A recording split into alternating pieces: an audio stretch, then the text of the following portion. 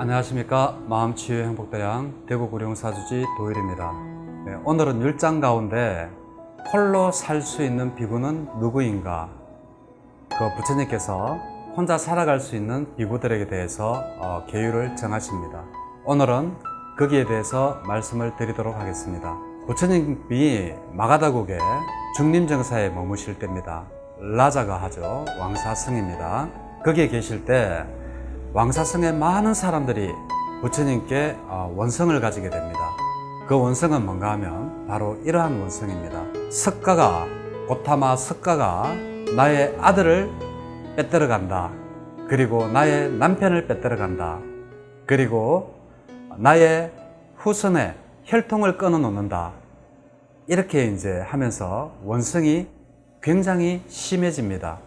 그럴 때 부처님께서 제가 지지난번 시간에 말씀드렸듯이 이러한 원성은 7일밖에 가지 않을 것이다 라고 말씀을 하셨습니다. 그런데도 불구하고 이 왕사성 사람들의 원성과 비난이 수그러들지가 않자 바로 부처님께서 왕사성을 떠나시기로 마음을 먹습니다.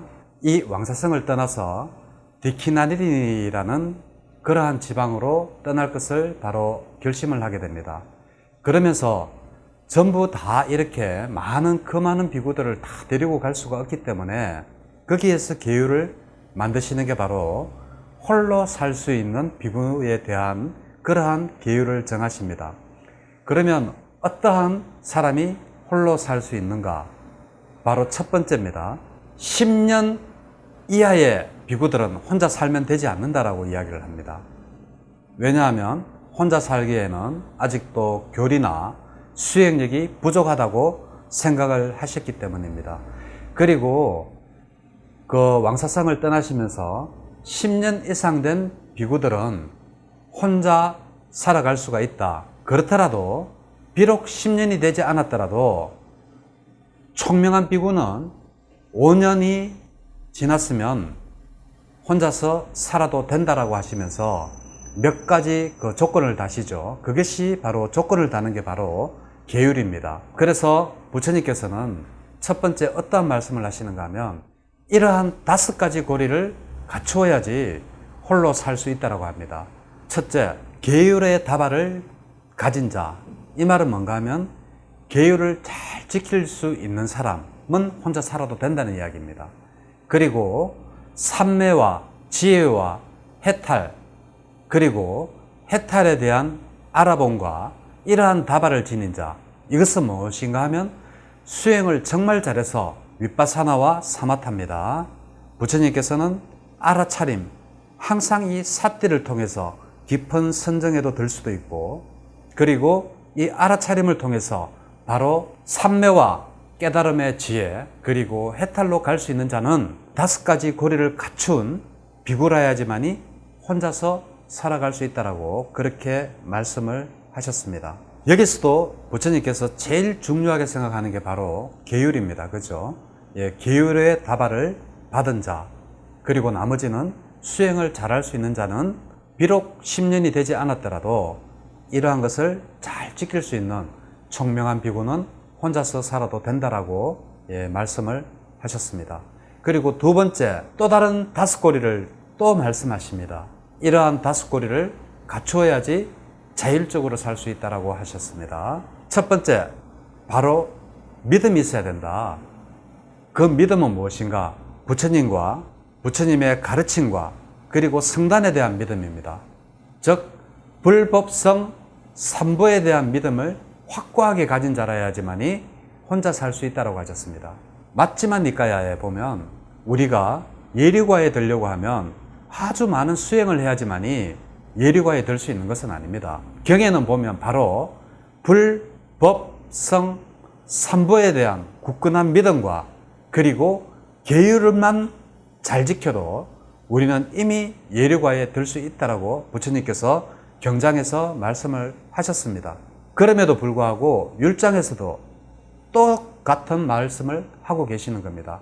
바로 믿음이 있고, 두 번째로 부끄러움을 알고, 세 번째로 창피함을 알고 열심히 정진하고, 그리고 마지막으로 알아차림을 한다면 이러한 비구는 혼자 살아도 된다라는 것입니다. 단 5년 이하는 안 됩니다. 아무리 총명하더라도 비구계를 받고 5년 이하는 되지 않고 기준은 10년으로 두되 10년이지만 똑똑한 비구 그리고 이러한 계율을 잘 지키고 믿음이 있고 그리고 부끄러움을 알고 창피함을 알고 그리고 열심히 정진하고 그리고 알아차림을 확립한 비구는 혼자서 살아도 된다라고 부처님께서 말씀을 하십니다. 언제? 바로 왕사성을 떠나시기 전에 이러한 계율을 말씀을 하십니다. 자, 여기에서 한번 생각을 한번 해보겠습니다. 자, 요즘 과연 우리 불자님들이나 스님들이 불법성 삼보에 대한 믿음이 확고한가? 저는 여기에 대해서 상당히 많은 의심을 가지고 있습니다.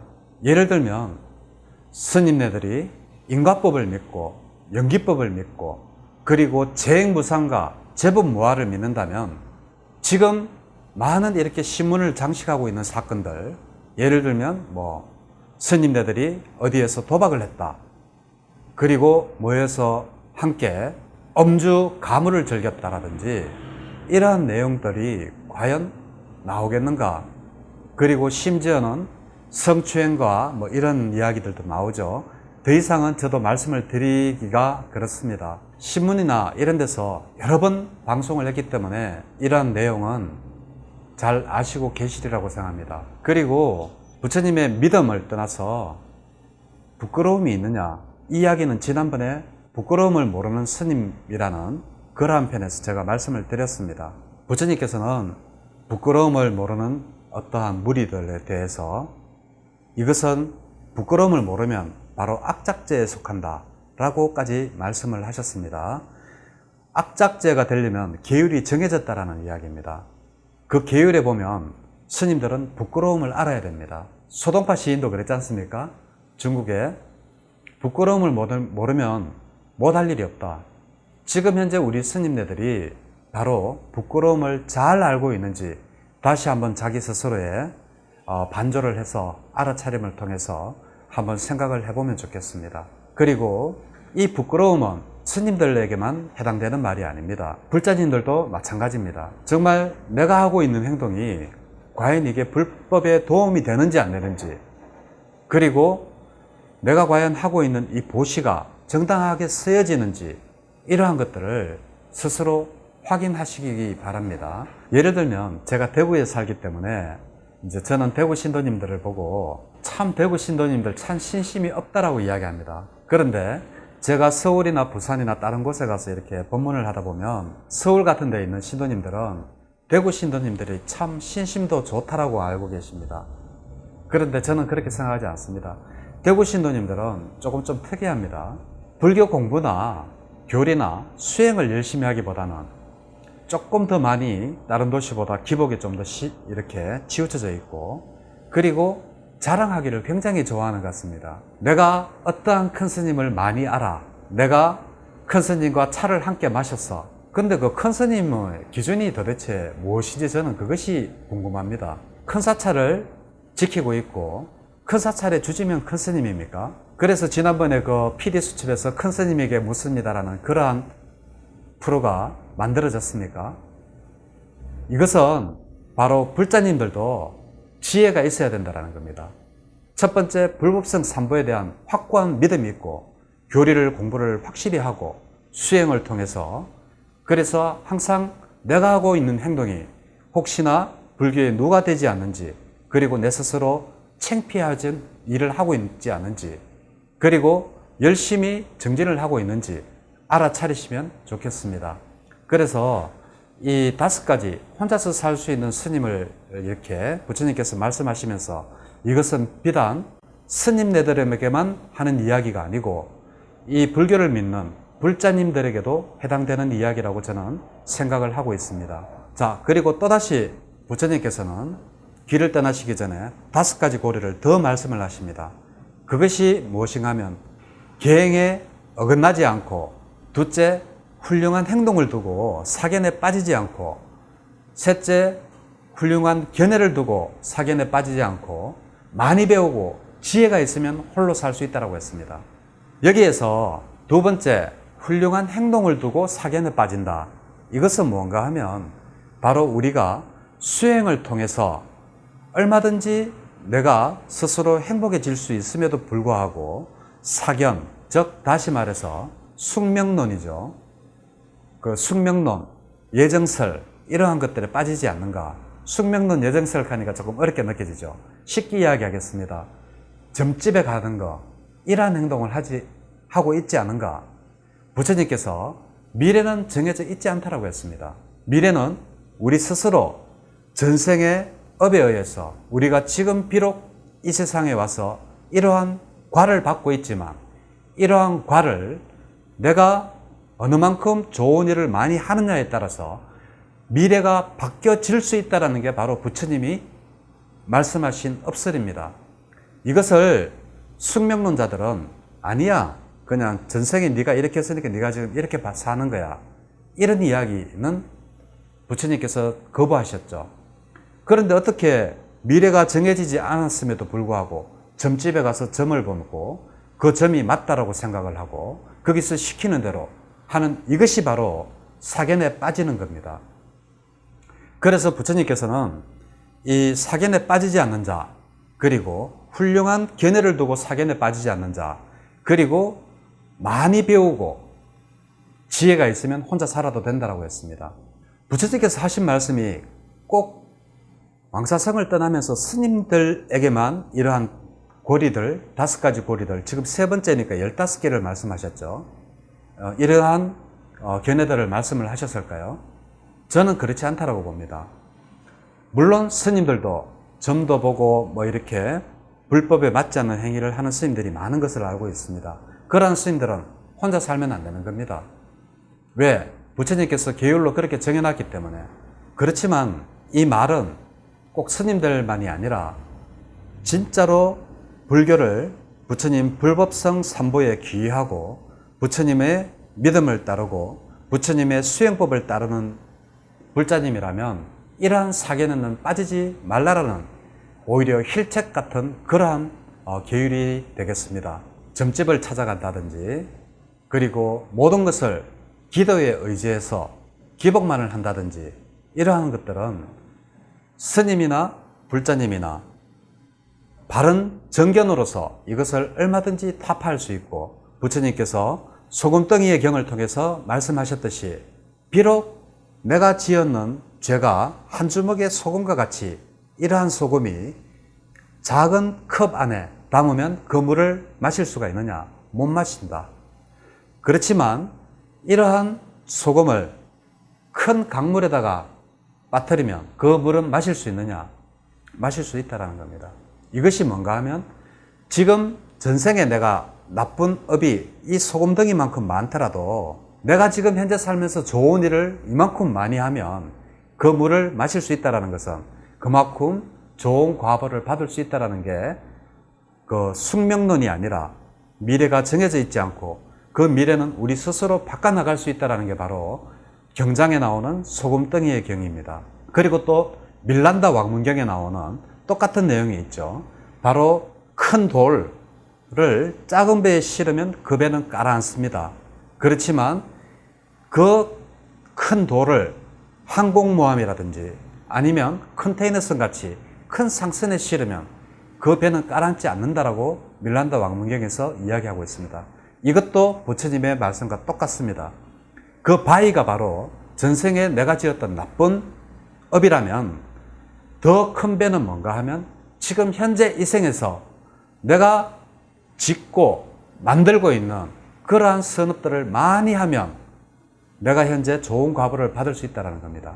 그러니까 사견에 빠져서 점집을 다닌다든지, 그리고 기도만 하면 뭐든지 이루어진다라든지, 이러한 사견에 빠지지 않은 자라야지만이 혼일로 살아갈 수 있는 비구가 될 수 있다라는 말씀을 하십니다. 이어서 부처님께서 어떠한 말씀을 하는가 하면 바로 또 다른 5가지 고리를 이야기하십니다. 뭔가 하면 내가 만약에 잘못을 했으면 잘못을 했다라고 알고, 그리고 내가 잘못을 하지 않았으면 잘못을 하지 않았다라고 알고, 그리고 내가 너무 가볍게 행동했구나 라는 것을 알고, 그리고 또 내가 또 나쁜 짓을, 무거운 것을, 이렇게 무거운 행동을 했다면 무거운 행동을 했다라고 알아차리고, 그리고 계율 떠나옵니다. 부처님은 계율을 굉장히 중시하셨습니다. 그리고 내가 계율을 잘 전수받았고, 그리고 내가 그 계율을 잘 판단해서, 왜냐하면 부처님께서 계율은 항상 계율 옆에다가 예를 이렇게 두는 경우가 많다 그랬죠. 그것을 잘 판단해서 잘 쓸 수 있는지, 잘 쓸 수 있다면 바로 이러한 비구들은 바로 혼자서 살아갈 수 있다는 겁니다. 그러시면서 부처님은 이상과 같은 5가지 고리를 잘 갖춘 비구는 10년 이상이면 혼자서 스승에 의지하지 않고 혼자서 잘 살 수 있고, 그리고 10년이 되지 않았더라도 똑똑한 비구는 부처님께서 말씀하신 이 5가지 고리 4가지니까 총 20가지죠. 20가지 중에서 계속 계율이 계속 나옵니다. 계율을 잘 지키고, 그리고 사견에 빠지지 않고, 그리고 불법성 삼부에 대한 믿음이 있고, 그리고 교리를 열심히 공부하고, 그리고 수행을 통해서 그것을 확인할 수 있는 비구라면 혼자서도 살아가도 된다라고 했습니다. 그러시면서 부처님께서 그 왕사성에서 나의 자식을 빼들어간다, 곧다마붓다는, 그리고 나의 남편을 빼들어간다, 나의 혈통을 빼들어간다라는 이러한 원성을 피해서 바로 부처님께서는 왕사성을 떠나서 디키나닐이라는 마을로 떠나십니다. 그래서 이러한 마을로 떠날 때 바로 부처님께서 만드신 게 바로 이러한 계율입니다. 홀로 살 수 있는 비구는 과연 누구인가? 거기에 대해서 5가지 고리씩 4번을 말씀하셔서 총 20가지에 대해서 말씀을 하시면서 부처님은 왕사성을 천천히 떠났습니다. 그래서 지금 현재 우리 여기에 혼자 살 수 있는 비구들이 부처님 계율에 따르면 과연 얼마나 많은지 모르겠습니다. 저 또한 홀로 살고 있기 때문에 부처님께서 말씀하신 이 20가지, 5고리, 4가지, 20가지를 벗어나지 않게끔 노력하면서 열심히 공부하고 수행하면서 살아가는 스님이 되도록 하겠습니다. 자, 오늘은 홀로 살 수 있는 비구는 과연 누구인가? 율장에 나오는 이야기에 대해서 말씀을 드렸습니다. 네, 감사합니다.